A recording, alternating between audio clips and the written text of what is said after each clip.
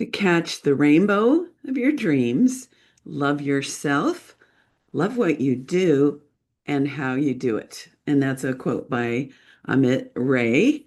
And I'm excited that you've joined me today for another solo episode. And this could be a week-long seminar, the topic of starting a photography business. But I'm going to try to just give you some thoughts and ideas and plans, whether or not you're new, whether you're struggling to make things work, or you might even be highly successful. I know I have listeners out there. You know who you are. I may not know who you are, but love to listen to this show and get some tips and some thoughts, even though they are doing great. So this episode is for you, no matter where you are, if you like photography or business or both. So, the first thing I want to do is share a little about my story and why I feel so grateful and lucky and proud and humbled to have had 40 years in an amazing business doing what I love. Um, After that, I've got four areas I'm going to touch on. One is about getting your dream in place. Number two is about the foundation of your business. Number three, which is part of that foundation, is marketing and sales. And number four is that inner game. Those are four important areas that are essential if you're going to have the kind of success you dream about, unless you're not dreaming very big. All right. So, as I said, I think the photography business is the most exciting and fun and wonderful way to make a living. I think what we do is extremely valuable. And I've had so many people say to me that the investment that they made in my work or other photography is one of the best and most important decisions and expenses that they've had. And we can talk for days about why that is. None of us are here forever, and leaving photographs for our loved ones, seeing ourselves in photographs to maybe love ourselves a little bit better, having kids grow up seeing that they're valued and loved because there's art on the walls, supporting businesses with the work that you do. If you're a photographer and you're doing commercial photography or fashion, all of that is supporting people having a good life. So I love that. And it's so fun. It's so creative. It's challenging. And I love that too. I've said this many, many times that I think opening a business, especially photography business, is one of the best ways you can grow. Because what happens is the things that you're good at, you will get better at. And the things that you're challenged with will come in front of your face. And in order to keep being successful and growing, you'll need to deal with those. And that makes you stronger in all areas of life. One of mine had to do with fear, and still fear comes up for me. But, every year, especially at wedding season, before wedding season started, I wouldn't have anything on the books. And I would think, this is it. I'm going to starve to death. I'm going to have to go sell shoes at Nordstrom. And then I would do what it takes. I would hustle. I would trust. And I would have work and I would have money. Um, so learning to calm those fears, the self-talk, um, people who have insecurities, they think they're unworthy, introverts who think that you can't be successful at this because you're an introvert. All of that is going to come up for healing and growing. So I love that. And of course, I love photography. So being able to do something creative uh, is everything to me. And then also seeing the joy. I love people. So seeing their joy, making them happy, makes me happy. This industry is amazing. When I go to the national state conventions, WPPI, and I'm around photographers, I just think, I'm so lucky to be in this profession. You're so lucky if that's what you're up to. And to get to hang out with other photographers and learn from other photographers. That's another reason I love this industry is I'm a lifelong learner. I'm thinking because you're listening to this, you might be too. And that means like first of all, we got to learn our craft, we got to learn to sell, we got to learn to be good photographers, we got to learn equipment, all that stuff. And it's always changing and there's always more to learn. Even, anyone that's doing anything wildly successful, there's always someplace that they can improve, I think.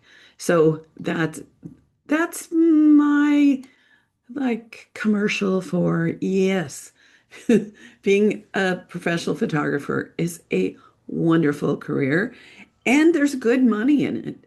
I was thinking last night about my home. I have a nice home in it's at least 100 years old in a cute neighborhood near downtown San Diego. And I've been able it was a dump when I bought it, but over time I've been able to renovate the bathroom, renovate the kitchen, renovate uh, the living room, get painted on a regular basis, which this house needs. And all because I've had a profession that I can decide my income. I'm in charge. I'm the boss. I can get myself a raise by hook or by crook. Another thing I love, I get to set my own hours.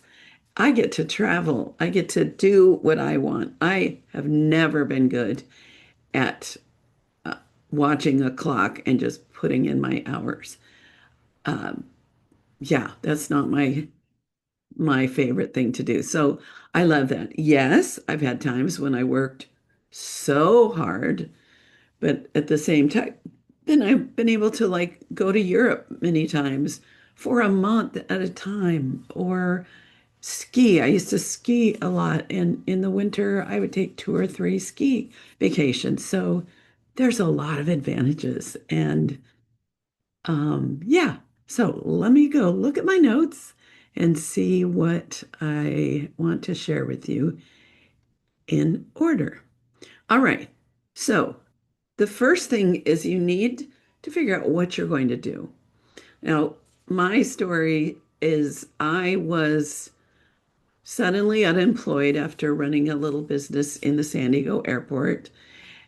Luckily, I had some finances in the bank from that business. So I had a little bit of time to decide what I wanted to do next. I also had unemployment insurance. So I could um, learn and grow and dabble in all kinds of things. I did commercial photography, um, like an annual report for a bank. Uh, I did a trade with my gym for ads in the San Diego Reader. That's a little local freebie paper. I did some headshots. I did some product shots. I did a few weddings. This is as I was trying to figure out what direction I wanted to take. I assisted. At first, I assisted for no pay. And then I got paid a little to assist photographers when they did weddings and different things. I highly recommend that. So I dabbled in a lot of things. I worked at a studio 8 hours a week. She had a coupon program going, and she wasn't very good with children. So I would make the calls, and when it was kids, I would book them for the time I was going to be there. And I learned a lot in that. Partly I learned what not to do because Anyway, that's a whole other thing. But I dabbled and I found some income. Um, in case I don't remember to say this, we do need to have some money in order to do this. You can't expect to get your license, get a website, boom, you're making a bunch of money. So another thing I did, which I have a fun podcast episode on this, uh, called 12 Things I Learned from Selling Makeup. And I became a Jafra representative. It's similar to Mary Kay, where I would go in people's homes, I would do skincare classes, and then I would sell them the products. I love the products. This one was good because you didn't have to spend much to get in. And I would bring in like two, this is going back 40 years, everybody. I was bringing in maybe $300 a week, and that helped supplement as I kept trying to figure out what I wanted to do. Okay, so this is where it's important is to create a dream that is um what am I trying to say? That's detailed. So I strongly recommend picking a specialty, reason being you can market more effectively in one direction. You can learn faster if you're doing the same thing all the time and you're going to classes. Let's say, like, I started with weddings. So I went to wedding classes. I did a week-long wedding workshop. I uh, read books, checked things out from the library, uh, hung out with wedding people, marketed, networked, did all the things in the wedding world. Because there's only maybe for me, there was just me. Maybe there's more than just you, but I find in the beginning, not that I would turn other work away, but I created my identity as a high-end wedding photographer and built that. So you want to pick a specialty, in my opinion. You want to flesh it out. Where are you going to meet with them? What's the feeling? Like I started out driving my little Volkswagen to people's homes, but I came with a nice like a catalog case with my albums. I dressed nice. Um, I think I might have brought them a little gift or something like that.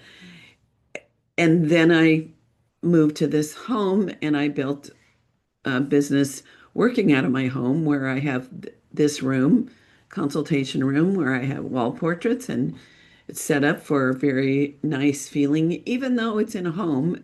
And back when I bought this home in 87, most photographers had studios, but I loved, especially when I did weddings, I loved being able to just stay at home and people come to me.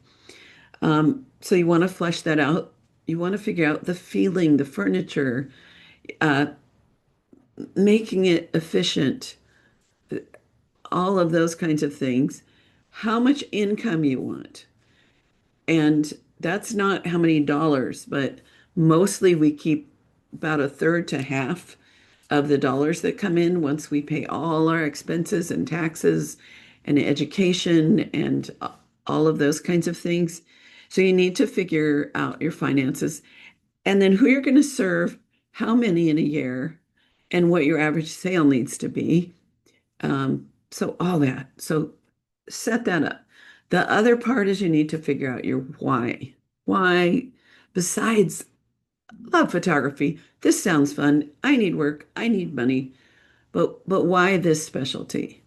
Uh, I didn't understand my why for many, many years, but eventually I began to realize that my own lack of understanding that I'm beautiful, I'm magnetic, I'm wonderful, I'm loved, I'm worthy, all of those kinds of things. I was pretty insecure. And photographs of people who others love. Okay, what are we trying to say? I think photographs are one of the best ways for people to feel good about themselves, see photos of themselves with their parents or their children. Anyway, I wanted to create for people what I didn't have. And I know I was well loved now. But anyway, that's a whole other story. But that's my why is I want people to know they're magnificent. Every single one of us is, you know, a, glorious. All right. So let's see if we go to the next one. So building your foundation. So I've already said you need to figure out how you're going to support this as it grows. One of the challenges I see is like when I have an introductory session with a client and it comes to the part about them booking me, oftentimes they will say, "Well, when I have the money, I'll hire you." Or my spouse won't let me spend any family money on this business, so I have to earn it.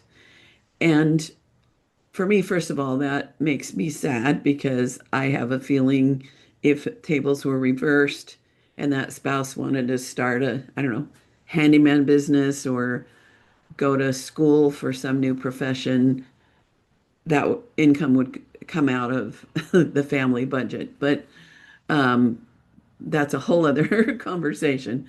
But if you don't invest in the education on how to be successful, how are you going to get the money to hire someone to get you there?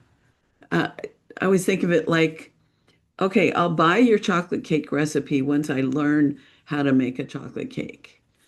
So if you can find, this is like coaching and conventions and week-long schools, those are investments in our business like any other business would need to make. So sometimes people take out a loan. Sometimes people just figure it in their family budget or borrow from family, so think about how am I going to support myself?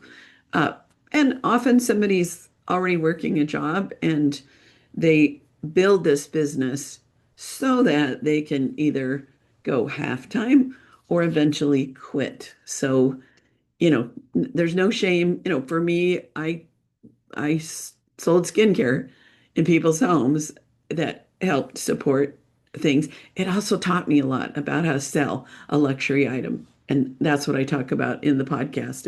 If you go way back to like episode 12, something like that, you can find that. All right. So you got to have the proper licenses and a business plan. Um, Figure out how you're going to deal with the money when money comes in. For me, I put it in three different places, three accounts. One is a third is for taxes, a third is for photography savings and investment, and a third is for daily expenses. I know there's the bucket where it has a lot more things, but at the start, for someone self-employed, just those three, it gave me peace of mind because I always knew there was money to pay my taxes.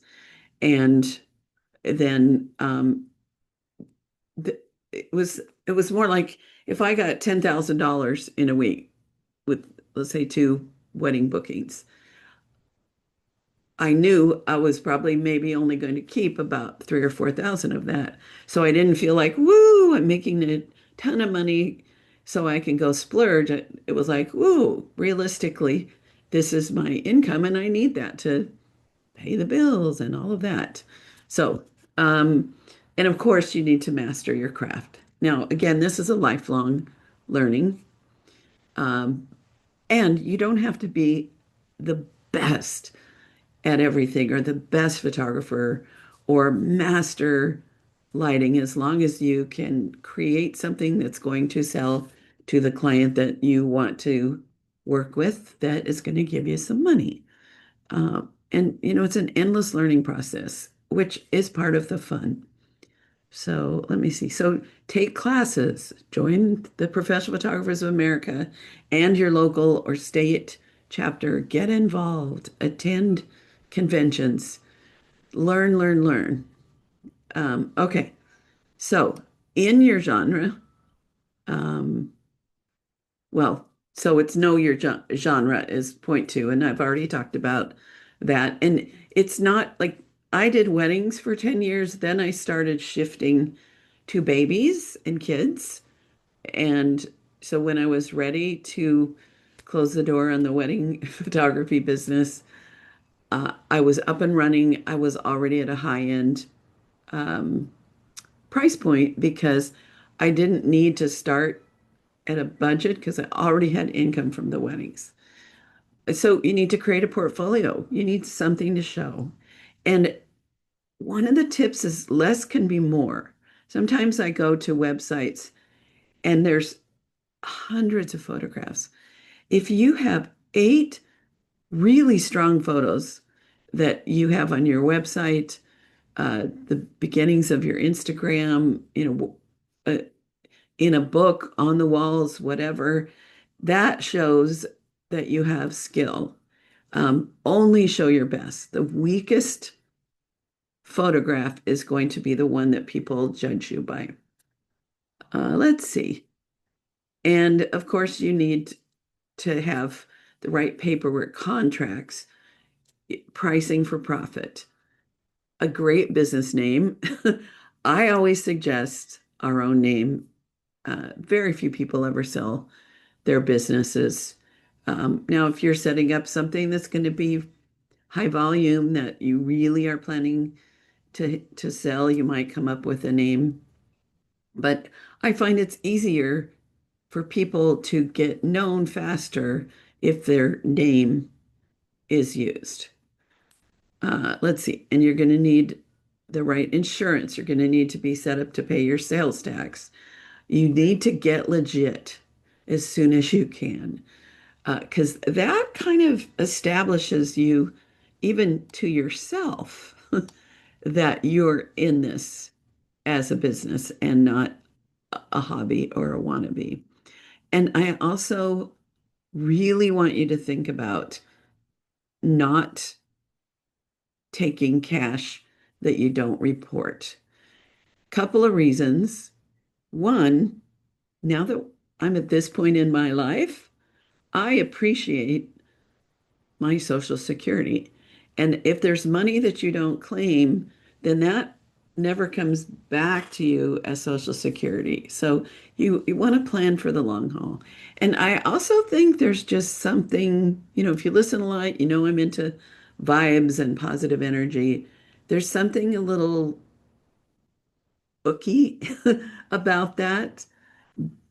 Now, this is just me. So if it's not a problem for you, that's between you and you. But for me, um, it's an energy drink. It's like, I don't know, it flattens my energy. It makes me feel a little uncomfortable to do that. So I just want you to make that decision.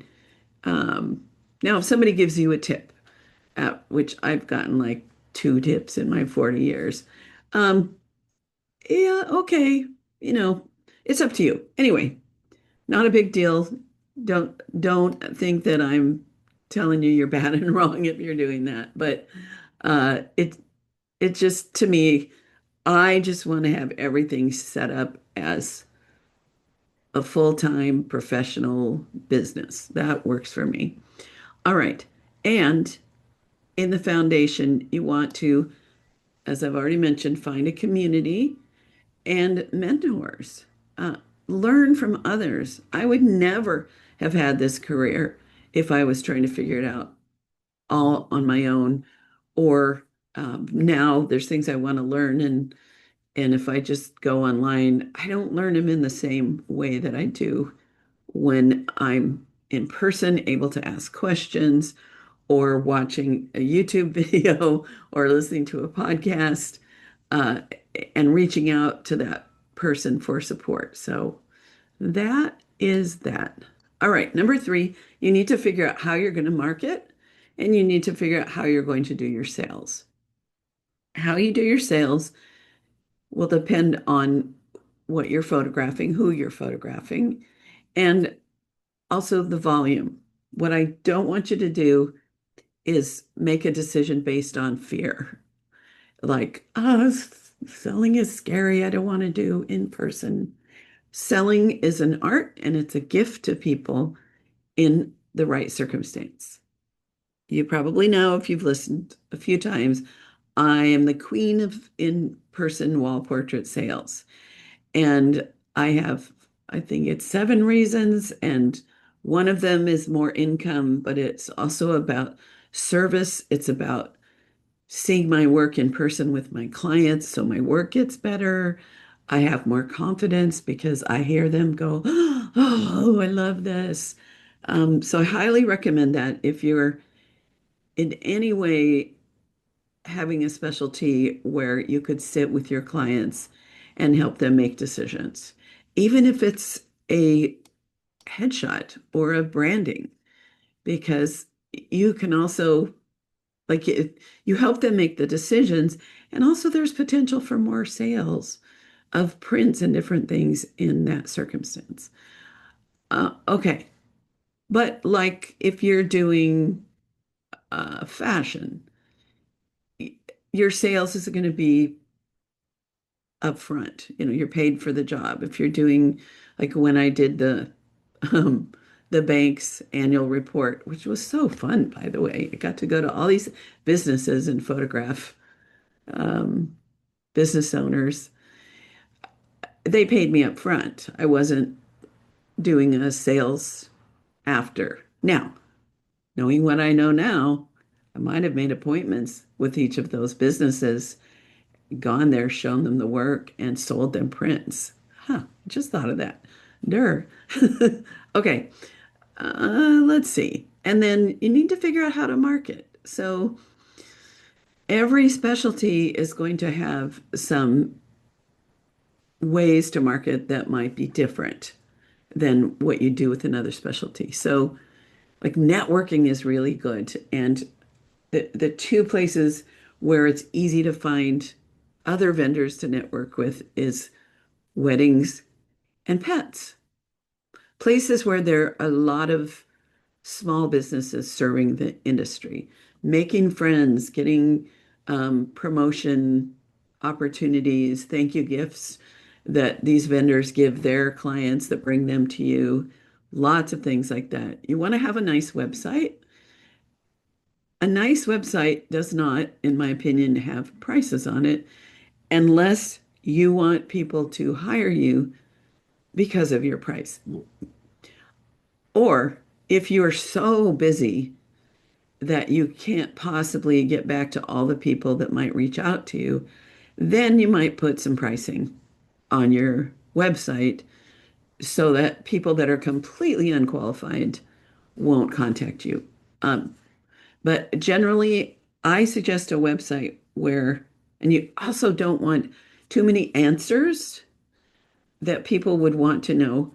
A great website gets them excited about what you do, feeling confident that you're professional and you're approachable and likable, and that that they just can't wait to call you. If you've got too many things to look at, I already said too many photographs, too many blogs, a complicated price list on there, then they're looking, but they're not picking up the phone. Even the questionnaire, if you have them contact you, I keep that really, really simple because I'm often, if I want to get in touch with a business, but I've got to fill out a big questionnaire, I'm just like, no, thank you. But if I'm on the phone with them, which the phone to me is my best friend, and this is an old-fashioned phone, by the way, if you're watching on video, I've got my little fingers in the Hawaiian uh, symbol, talking on the fake phone. Anyway, um, if they ask me all of those questions by phone, I'm happy to share, but I don't like to fill that all out. So anyway, that's my thing there. I do think it's important to pick your social medias that are going to reach out to your ideal clients. Be visible. Even little things like on Facebook. If you're on Facebook, you need to have your website easy to find. your phone number, easy to find. Uh, on your first page, on not just to go to the about and then take you to your Facebook page, and then maybe there you put your website. But you need to be found. You want to be found in most circumstances. So, um, yeah. Anyway, let's see. Um, okay. And in this whole genre, you want to plan your system so that your clients have an amazing experience. And that's a form of marketing because if they love what you do and they feel great and have positive memories of the whole experience, A, they're going to want to come back, and B, they're going to share you with their friends. All right. Let's see. Okay. Then the last one I want to touch on is that inner game. And I have had lots of conversations on this podcast and have some solo episodes all about what's the inside job. Uh, your mindset, your positive attitude, um, your grit. What is grit? My dad called it stick-to-itiveness. There's a wonderful book called Grit, and they studied people who were very successful to see what they had in common. And it wasn't their age, their race, if they were rich or poor, if they had nice clients, nice parents, abusive parents, grew up in big cities, small cities, international, local, none of that mattered. The core was the individual's grit, the decision to do what it takes and to stick to it and to keep at it day after day, year after year. So think about if you have that or you can grow that in yourself. Let's see.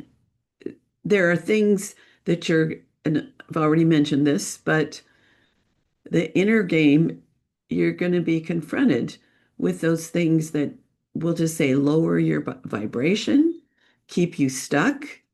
Um, I didn't realize that I have a bit of an anxiety disorder. And if I had addressed that much earlier, there's a lot of things that I could have done more effortlessly if I had worked on that part of my inner game that is, I think is biochemical, but there's ways to make that work.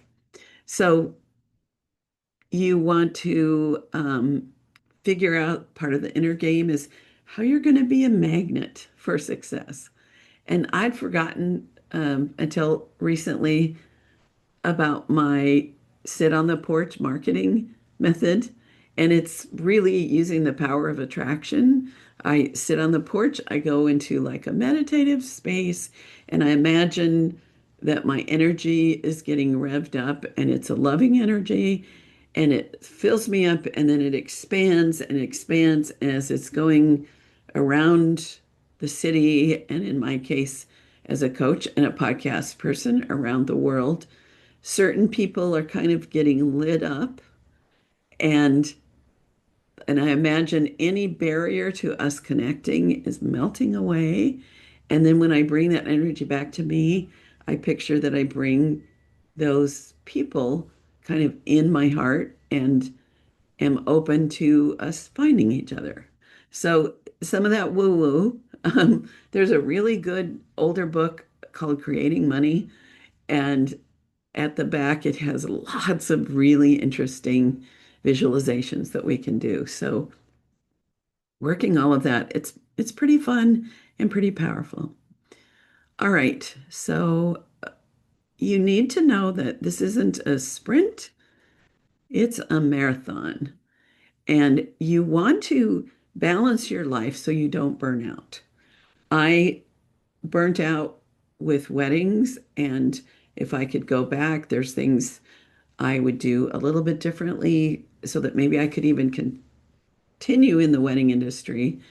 Um, but one thing I did discover is I set a limit on how many weddings I would do in a month. And So three was my maximum because I always wanted to have a weekend off. And, it just kept, it started with, I don't know, it just kept scaling down as I kept earning more so I could afford to work less. You want to keep learning. You want to find joy in the whole process. That is one of the biggest blessings. And if you're not finding joy, like I've reinvented myself from a wedding photographer to a children's photographer, which evolved into more family groups outdoors, then a coach and a podcast person over the 40, what is it, 42 years? Something like that, that I've been in business. And that reinvention is a way to stay fresh. So let's see. Um, so my closing thoughts. Listen to your heart. If it says yes, go for it. Start right where you are. Take a step at a time. Surround yourself with people that encourage you. Don't listen to the naysayers. I had so many people when I said, "Oh, I'm going to be a photographer," said, "You're crazy. It's too competitive." Back then, they also said it's a career for men, which I don't know why people thought that, but maybe because of the technology and that women can't learn f-stops. um, like listen for those encouraging people. That's why a coach is so powerful because we can see your success long before you can, and we can keep reminding you of who you are and what you're capable of. Um, the one encouraging, and really this was the moment I decided to be a photographer. I thought I might want to be a holistic health practitioner. I was really into that. So I went to this school and had an interview, and we talked for, I don't know, 45 minutes. And she said, "Well, we'd really love to have you at the school, but you want to be a photographer." She said, "Whenever you talk about that, you light up." Uh, so that was encouragement number one. And then I went to a seminar. It was a day-long workshop with this skincare company that I mentioned I was making some money at, thinking it was on setting goals, thinking that my goal was going to be a manager because then you get income from the people that sell under you.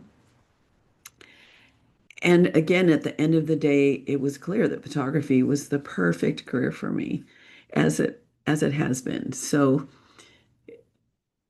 check your heart, listen to the positives, just say to the negatives, "Watch me."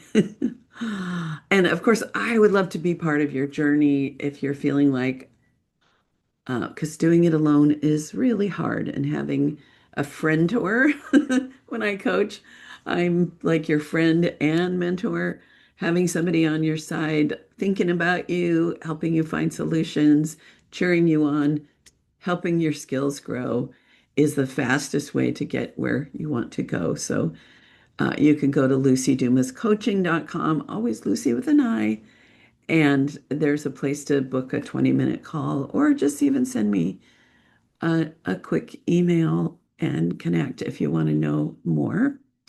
And let's see. If you have enjoyed this episode, please subscribe. Find me on YouTube. Find me on your podcast platform. Leave a review.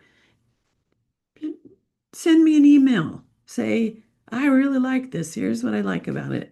Because I need some encouragement always, because a podcast is like sending notes out in a bottle. You never know who is going to read it and find value. So I love, love, love to know um, all that stuff.